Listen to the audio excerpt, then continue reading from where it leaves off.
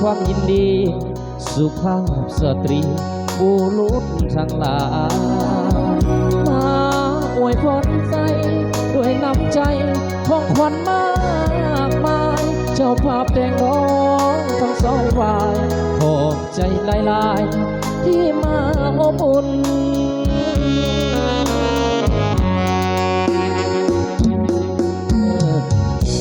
เจ้าภาพแต่งน้องก็เชิญทุกท่านเชิญรับประทานอาหารและห่วมสำรันเป็นเกียรติพวกเขาอาหารเต็มปากขอแก้มสุราเพิ่งดื่มเบียร์เหล้าพวกเขาจะทานเพื่อพวกเจ้าเชิญเลือกเอาทานตามสบายหากมีสิ่งใดบ่ถึกใจหรือเกินขาดหรือว่ามารยาทว่าจะพังพาบกเขียมคอตอนบ่ทันหลายสิ่งหลายอันขาดตกบกพร่องพวกเขาเจ้าภาพทั้งสอง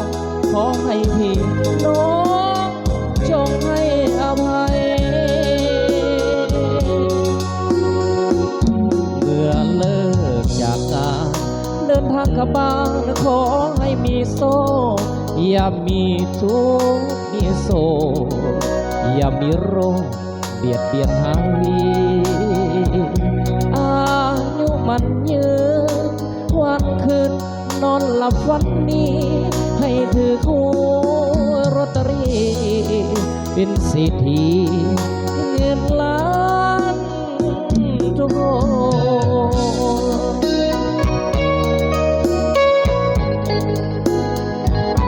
คอยกับคอยเก็บกันเด้อกับพี่น้องเนาะ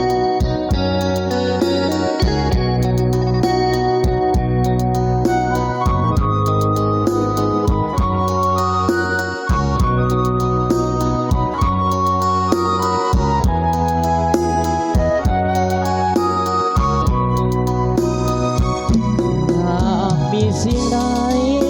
บ่ถึกใจเหลือเกินค่าเหลือว่ามารยา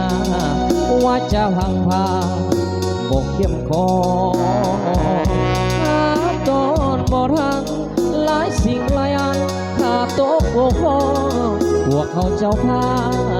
พทั้งสองขอให้พี่น้องจงให้อภัย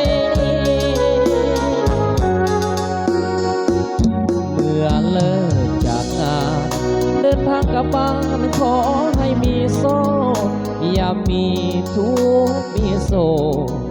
อย่ามีโรคเบียดเบียนหางวีอายุมันยืนวันคืนนอนหลับฝันนี้ให้ถือคู่ลอตเตอรี่เป็นเศรษฐีเงินล้านทุกคน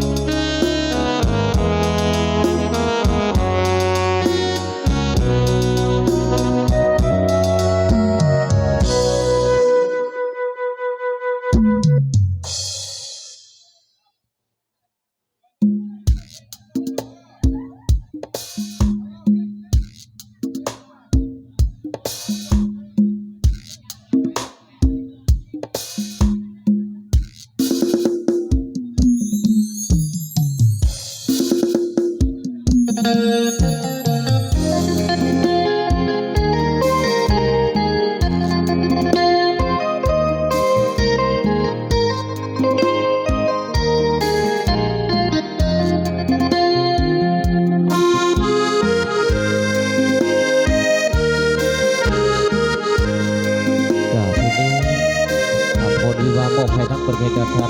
ทุกส่วนในจุดเป็นเอาประดานาเพียงเนาะเป็นหนุ่มเป็นสาวก่อนถึงข่าวที่จะแต่งงานพบหากันมาต่างนาสาบานกันตั้งหลายปีจึงตัดสินใจแต่งกันไปตามประเพณีเอาขออวยพร เต็มที่วิวาอย่าได้มนมองขอให้มีคำมี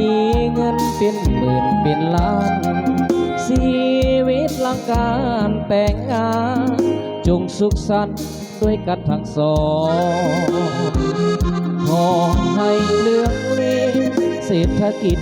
ในแผ่นดินทองโอยภัยอะไรมาต้องของหักจนสัวจีลันห่วงทำตัวเหมือนสางเท่านาอยากจะพูดตามมาสมดังว่าเหมือนสางเท่าหลังสวยกันทำมาหากินเป็นหินเป็นทานสองแนวคิดอย่างเหินห่างมียังคอยเว้ากันขอให้ทั้งสองเป็นท้องเป็นเดียวเลื่อยไปพ้องรักด้วยความแจ่มใสเลื่อยไปสวงกาลนาคือเท่ายอดทองก็บอกยอดเพชรด้วยกันหากเดียวใจเดียวเท่านั้นสวรรค์จงเมตตาปราณี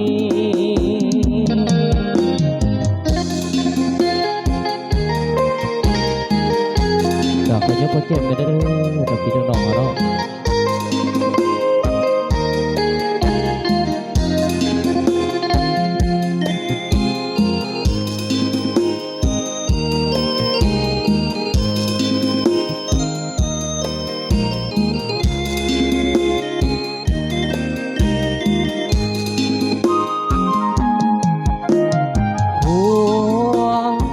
ตัวเหมือนสางเท่านาเมียหาคือพูดตามมาสมดังว่าเหมือนสางเท่าหลังสวยกันทำมาหากินเป็นผิดเป็นหานสองแนวคิดอย่างเอินห่างมียังคอยเว้ากันขอให้ทั้งสองเป็นพ้องแผ่นเดียวเลยไปพ้องรักด้วยความเจ็บใสเลื่อยไปสวงกาลนาคือเท่ายอดทองก็บอกยอดเพชรด้วยกันรักเดียวใจเดียวเท่านั้นสวรรค์จงเมตตาปราณี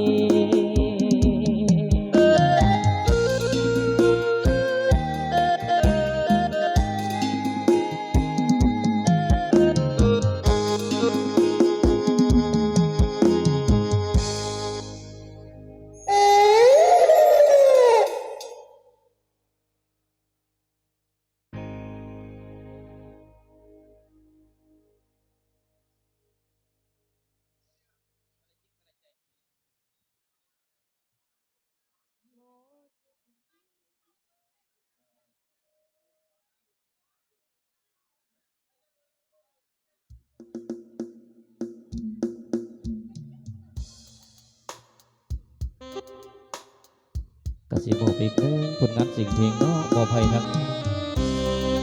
บริเวณต่างๆทุกส่วนในจุดต่างเขาได้ย่อสดสวยกันคุณภัยเนาะ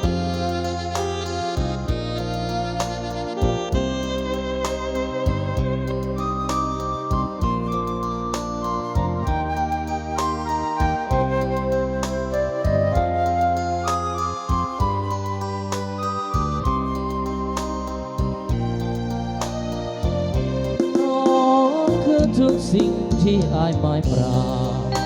ถนามีควันสีวาฟังในอุลาแน่แท้เห็นยิ่งลายล้านลายโกงหัวใจประทุน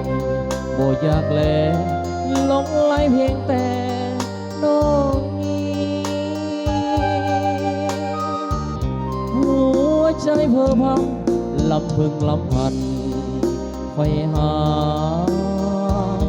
ลงไหลไปว่า น้องนางเมตตาปราณีหวังในความรักสุขสมเทพไทยขอจงโปรดช่วยทีสิ่งใจยิ่งดีข้าสลักจิตสลักใจสลักอยู่ไหนเลือไทยเน้นนาน้องจงพูน้องจงหูจักว่าอายเฝ้าหาหลงหักสลักจิตใจดีน้องคือพระที่ทรงเยือกห่างเสียว่าตั้งใจไว้ว่าหากเดียวสัวฟ้ามันเหนียวหากเขาคงหวานซื่อหนักแม่นน้องโมหาแน่นเหนียวพักเดียวเพียงน้องตลอดไป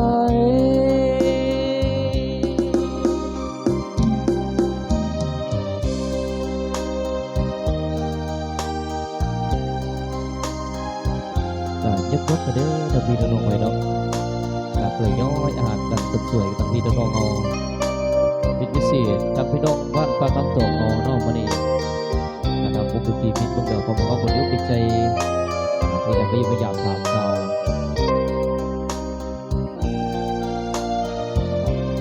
สลักจิต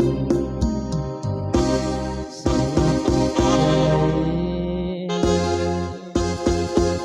สลักอยู่ไหนเลือไทยเน้นนาน้องจงหูน้องจงหูจักว่าอายเฝ้าหาหลงหักสลักจิตใจดีน้องคือปฏิทรงเยือกห่างเสียว่าตั้งใจไว้ว่าหากเดียวสัวฟ้ามันเหนียวหากเขาคงหวานซื่อหนักแน่นน้องมองหาแน่นเหนียวหากเดียวเพียงน้องตลอด